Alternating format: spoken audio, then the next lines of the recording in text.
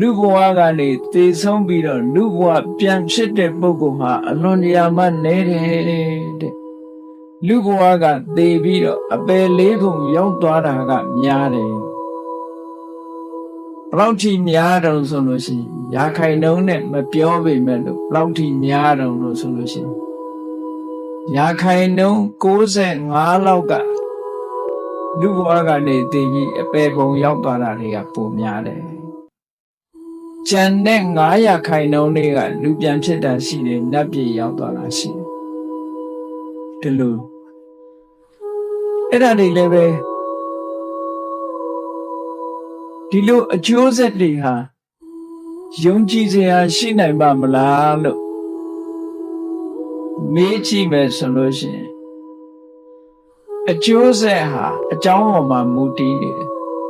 အကြောင်းတရားကိုပဲစဉ်းစားကြည့်ဒီကနေ့ခေတ်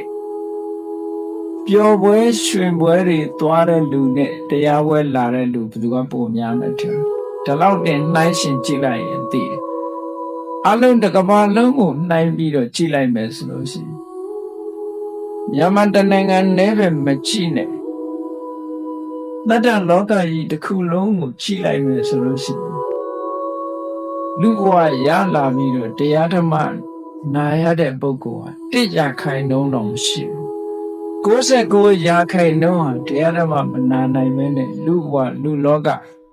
အလုတ်ကိစ္စတွေနဲ့ရှုပ်ပွေလို့ကာမဂုဏ်အာယုန်တွေနဲ့ပြောလို့ပါလို့ဘဝတစ်ခုဆုံးသက်သွားကြတာများတယ်